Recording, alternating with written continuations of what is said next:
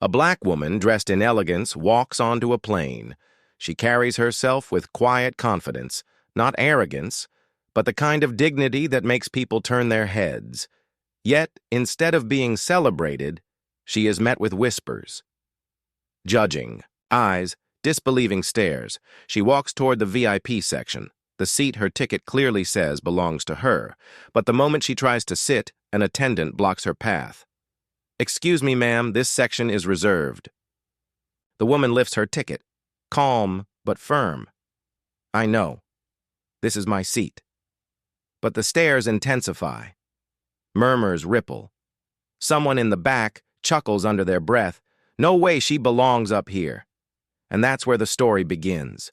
The weight of a glance racism doesn't always scream. Sometimes it whispers.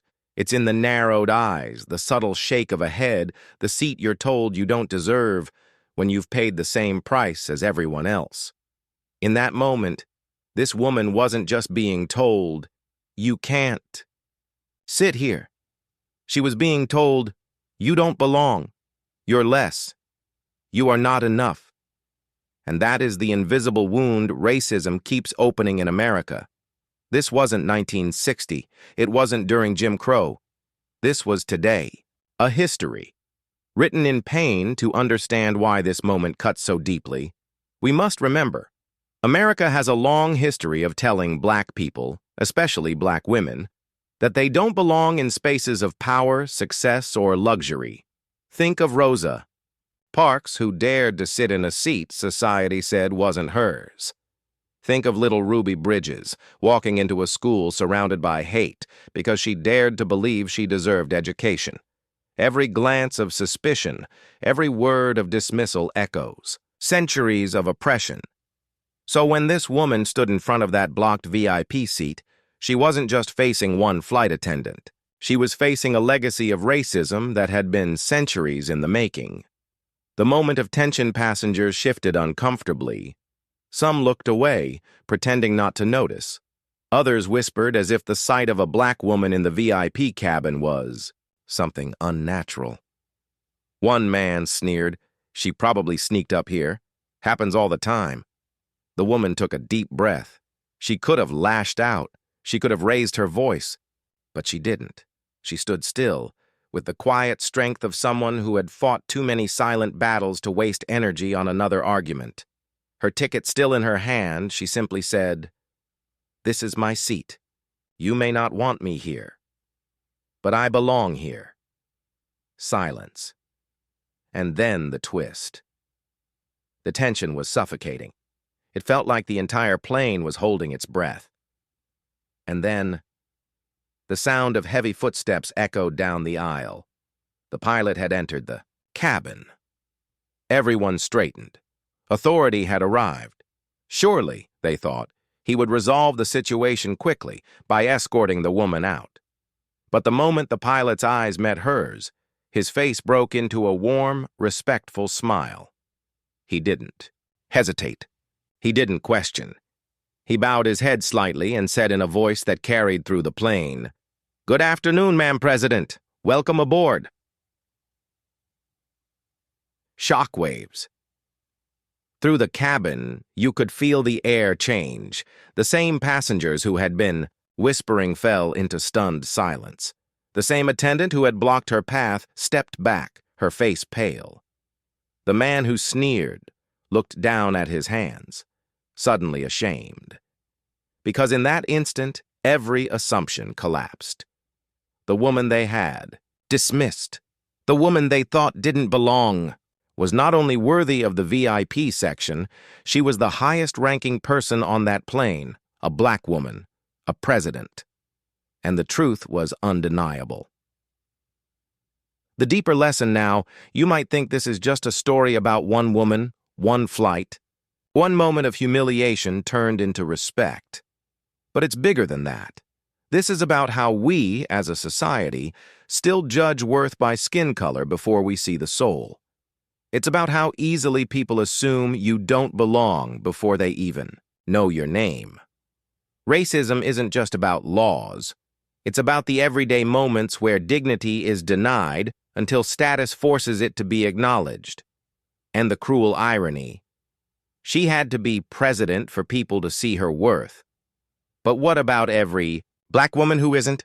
What about every ordinary person who doesn't carry a title to shield them? Do they not deserve the same respect?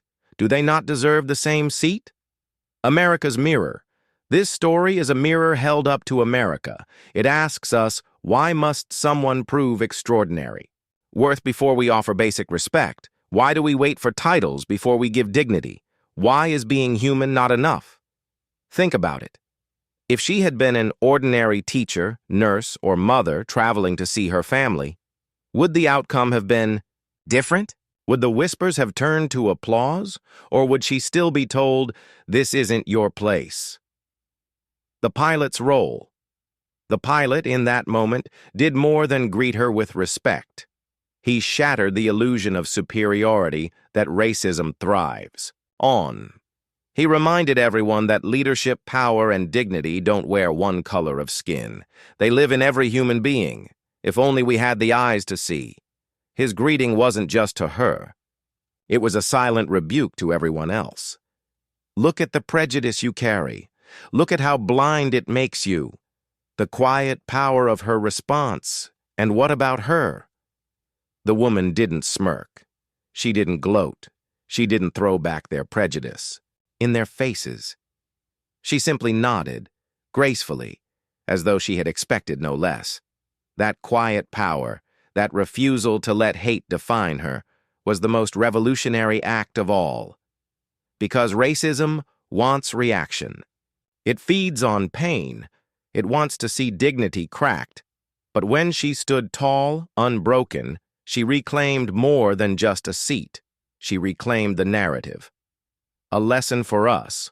All this story should not make us comfortable. It should not make us think, well, at least justice was done in the end. No, the real lesson is this. Justice should not come as a surprise. Respect should not require a title. Dignity should not be conditional. If the only time we honor a black woman is when she is a president, then we have failed as a society. Because the truth is, every woman, every person deserves respect, not because of what they've achieved, but because of who they are. A call to action. So the next time you see someone being judged, silenced, or dismissed because of their race, their gender, their class, remember this story. Ask yourself, am I the one whispering? Am I the one blocking the seat? Or am I the one stepping forward to say, welcome, you belong here? Because change doesn't start with presidents or pilots. It starts with us, with the courage to see beyond skin, beyond stereotypes, beyond fear. Ending. The final words, as the plane soared into the sky, passengers sat in silence, forced to confront their own prejudice. But here's the truth. The story doesn't end on that flight. It lives with us, in our schools, in our workplaces, in our communities, and in our hearts. They refused to let the black woman sit in VIP until the pilot greeted her as Ma'am President. It's not just a headline, it's a reminder, a warning, and a lesson. Racism blinds, respect, heals, and dignity. Dignity must never depend on a title. So ask yourself, when the next black woman with a ticket walks into your life, will you see her worth before the world tells you who she is?